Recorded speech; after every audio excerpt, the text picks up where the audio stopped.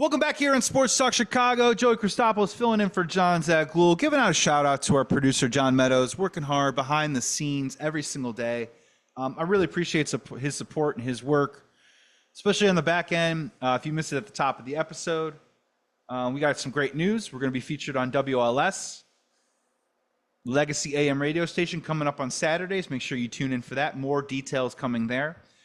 But first, we got to give a shout out to our other great radio affiliates throughout the great state of Illinois, supporting Sports Talk Chicago, like 98.3 The Life, WKAN, W55 The Ticket, ACTV, JED TV, WJOB, Cities 92.9 Talk FM, and 101.1 Peoria Sports Radio. You can follow us on socials at Sports Talk Chi. If you're watching us on YouTube, thank you so much. Like, comment, subscribe below. And if you want to check out the podcast, just keyword Sports Talk Chicago, Google, Apple, Spotify. We're there. Wherever you get your podcasts, you'll find us. All right, this last half here, I want to talk about the Chicago White Sox. As I was prepping to talk about this, I was like most people where I didn't see a Chicago White Sox win in sight. They were sitting on 21 at the time.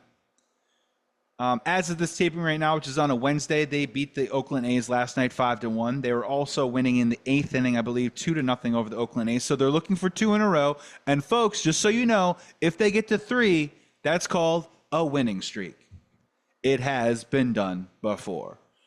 But I wanted to hop on here because I knew either they were they're already infamous. It's already historical, but I don't know if they were going to become, the team that lost 24-25 in a row. But now that they've won, they're going to fade away from the national headlines.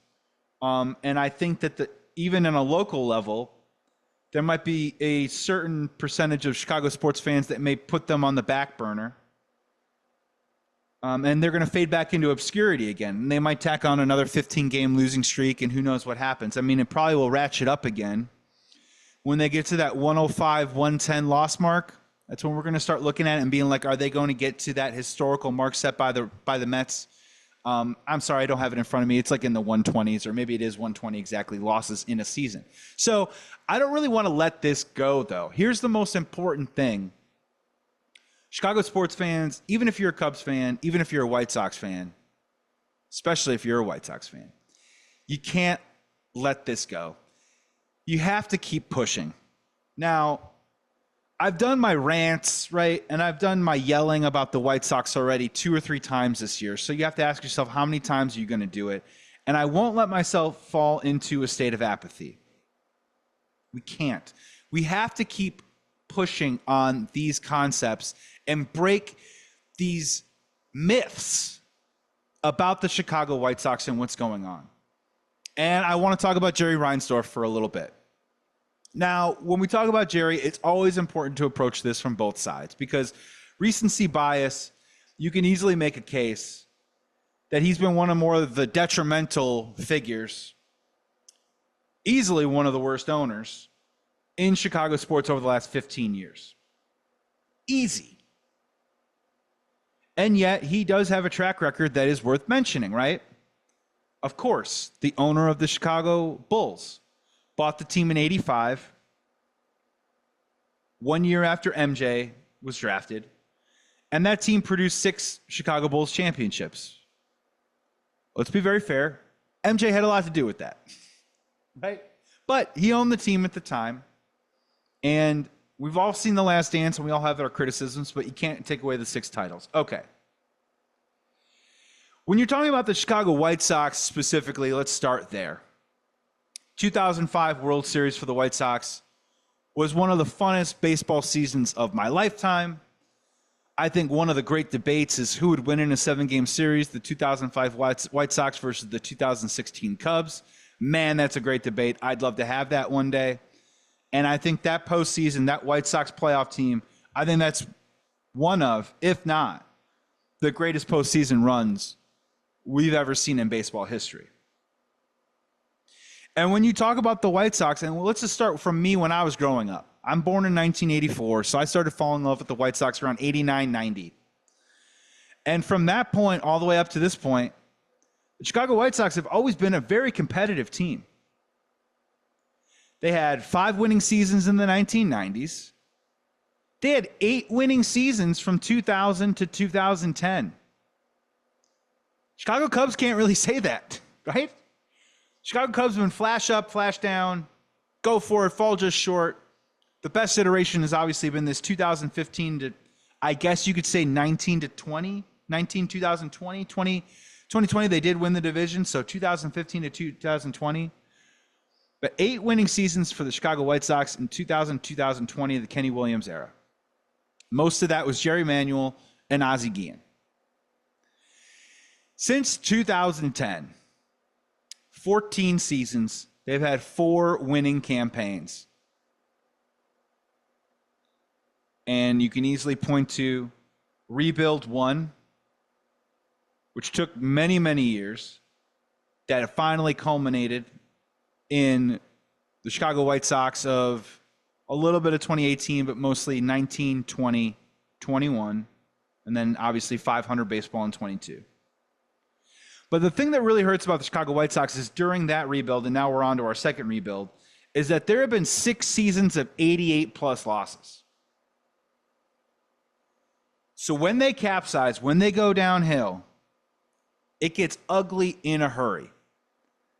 And that has been very difficult on White Sox fans. They're cruising towards their third 100-plus loss season in the last 10 years. And when that happens, it's just hard to turn the TV on. It's hard to say, where are the glimmers of hope? It's hard to say, especially with this iteration of this team right now. You can lose 21 in a row, but are there at least guys on this team that you think are going to be components of a winning team in 3 to 4 or 5 years? I don't even know if I can get to one hand right now. And the guys that are on the one hand, they try to trade at the deadline or are going to look to trade in the offseason, which is Luis Robert and Garrett Crochet of the team. The biggest part that bothers me about all this is what Jerry Reinsdorf does. Jerry Reinsdorf historically has always pinned his willingness to invest, commit dollars to his baseball team is if people are coming out. And it's a perfect straw man. Well, if the fans were in the stands, I would then have the money to pay for better players, better team, better consistent product. But I went through them, and we're going to go through them right now. That gripe does not hold water. When the team is good, the fans always show up. And on top of that, the fans show up the year after the team is good, even if the team backslides that very next year. From 2000 to 2010, the Chicago White Sox averaged 85.9 wins per year. During that span, the Chicago White Sox averaged 2,202,252 fans per year, paying money at the ticket booth, going in, buying your t-shirts, buying your hats, eating the elote, drinking the beer, doing all the good stuff. So, correlation. If you give me a baseball team in Chicago that can get me 83 to 88 wins per year, you're going to get 2 million fans in there. That's nothing to sniff at. The elite, just for perspective, the elite people like the Chicago Cubs, they do get closer to the 3 million mark, but 2 million is nothing to sniff at. 2 million, you can easily make some money. And for reference too as well, they cracked 2 million in 2020. In 2021, they won 93 games. Or, I'm sorry, in 2020 there were no fans. 2021 they cracked 2 million. 2021, after the 93 win season, the fans came out. They got over 2 million. They were excited for that team. But here's the problem. When you put a non-competitive product out on the field, the Chicago White Sox fans, they're just not going to go out. You know, for better or for worse, you can call this a compliment or a backhanded compliment with the Chicago Cubs. When it comes to Wrigley, we all know it. Legacy ballpark. It's beautiful there. You're in the neighborhood. You can do stuff before and after the game. And people will go out and check it out whether the team is bad or whether the team is good. Of course, the team has been mostly good over the last 7 or 8 years, and they're still drawing like crazy. Chicago White Sox, If you're not trying everything you can to put out a competitive product, they're just not going to show up.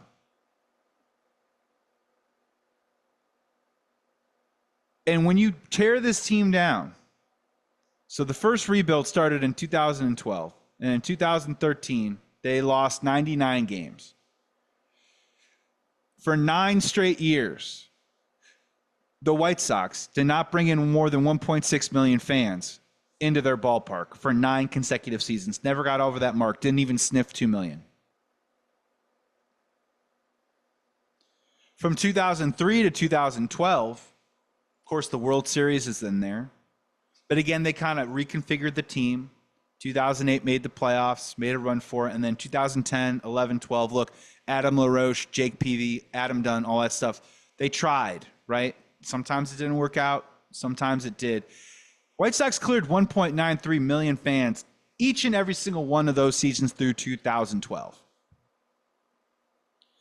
So even when there was mediocre product on the field, even when I remember those teams, man, they were 5 games under 500. They'd win a couple in a row. You'd ask yourself, man, is this team going to get going? They would take a couple steps back. It was a frustrating experience.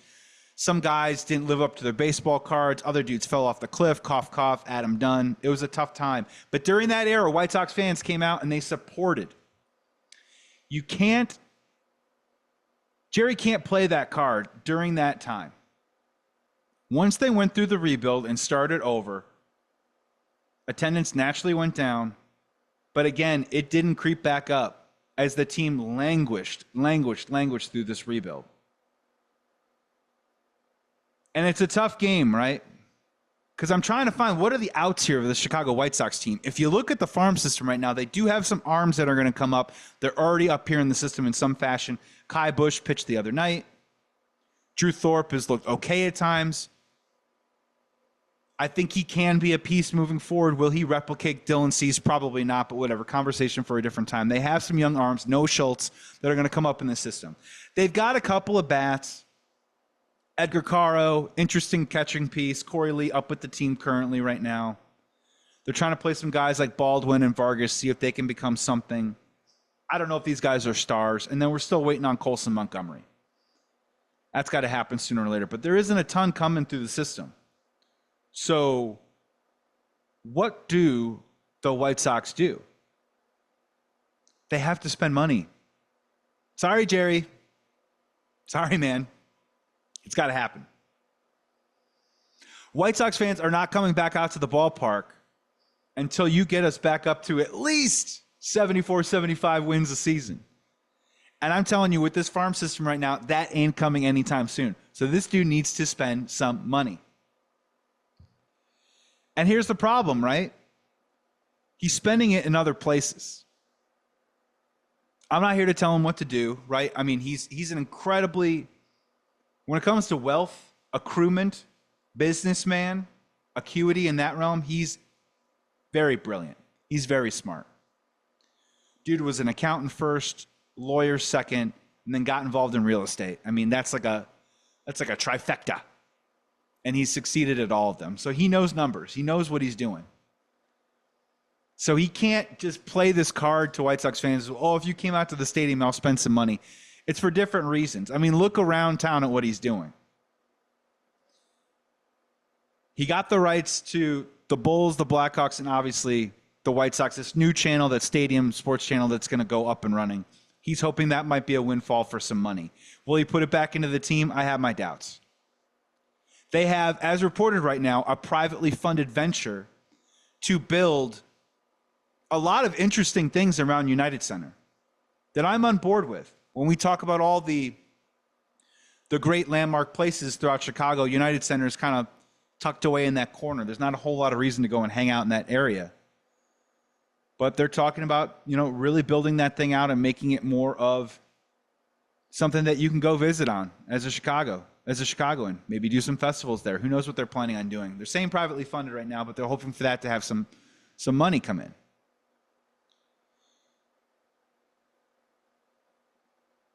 Reinsdorf currently owns about 19% of the Chicago White Sox.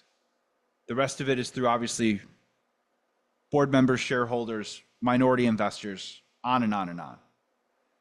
He owns a lot more of the Chicago Bulls. He owns about 40%. So financially, he has more stake in the Chicago Bulls and making them more of an attractive piece if they ever have to sell than the Chicago White Sox. I mean, it's simple. They say right now the Chicago Bulls are estimated worth is about $2.5 billion. He owns 40% of that. I would wager and say that's probably more if he ever wanted to put it on the market and sell it. He is more invested in the Chicago Bulls right now. And I know the results haven't been great. I mean, do you realize since Jordan retired in 98, it's 26 years, they've only had 3 seasons where they've won 50 or more games. Jerry is content with them winning their 39 to 42 games, making the playoffs, packing the stadium, and they pack that place. That place is sold out every single time. He's losing financial feasible reasons, or he's losing the common sense of why he should invest in the White Sox right now. And it all leads to him probably selling the team, which I wish that he would do. Because this is a guy who has hated long-term contracts since 1994. This is a guy who's fought against arbitration rights. He's fought against instituted salary cap. I mean, he's at times completely sat out free agent markets just to prove a point. He's been on the record, we're never going to hand out a 10-year contract. And I'm telling you, if they're just going to do this through the farm system, this is going to be extremely painful. And it's going to be a long time. Chicago White Sox at this point haven't even gotten 1 million people in their ballpark yet. They're at like 976,000 right now. Do they even get to 1.3, 1.4 as this gets worse and worse and worse? You're telling me the Chicago White Sox can't go out and sign a guy like a Gleyber Torres or a Willy Adames to hold down the fort at short or second base the next couple of seasons? You're telling me they can't go out and give some money to a guy like Tyler O'Neill on the market, Teoscar Hernandez? You're telling me they can't sign a guy like Jack Flaherty in the offseason? I'm not telling you compete for the playoffs, but I'm telling you this is not the way to go. Losing 110 games every single season is not the way to go. I'm just not that guy. You don't even have the kids to play the kids. So you have to put a competent roster together. Chris Getz thought that he could play around the fringes and hire, sign guys like Chris Flexen and Paul DeYoung, and now they have the worst team possibly in the history of baseball. You can't play this game. You can't be infamous for this kinds of stuff. And they're going to have to go out there and spend money because I'm telling you right now, the kids aren't on the way. So don't listen. If Jerry at the end of the year says, well, if we get the fans, we'll invest in the team. No, it's the other way around, Jerry. You have to invest in the team, and then the fans will come back. The investment has to be on both fronts, and I'm telling you right now, it has to be in free agent dollars this offseason. It's not coming with the kids for the next couple of years. That's the reality of it. And if the Chicago White Sox want to sit in it and stay in this bath, it's not even mediocrity. It is despair. It is embarrassing. It's ridiculous. It's downright bad. Jerry knows it, but is he willing to spend the money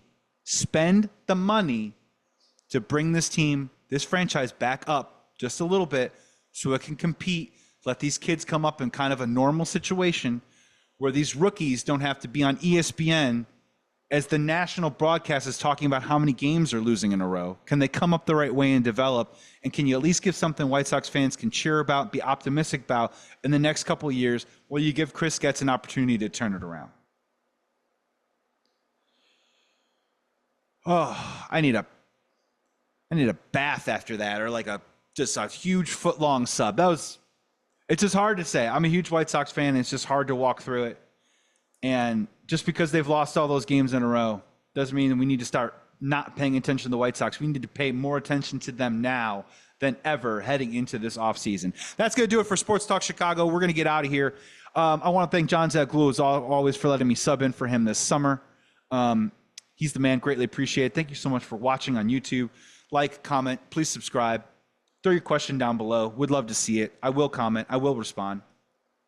Great affiliates across the great state of Illinois broadcasting Sports Talk Chicago, 98.3 The Life, WKAN, W55 The Ticket, ACTV, JED TV, WJOB, Cities 92.9 Talk FM, 101.1 Peoria Sports Radio. You can follow me at Joey Sports Guy on socials. Follow us at Sports Talk Chi. Check out the podcast, Google, Apple, Spotify, just keyword Sports Talk Chicago. You will find it.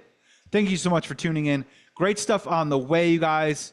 Appreciate you tuning in as always. We're going to get out of here. Be well, be safe. Please be good to each other. And we will be back soon right here on Sports Talk Chicago.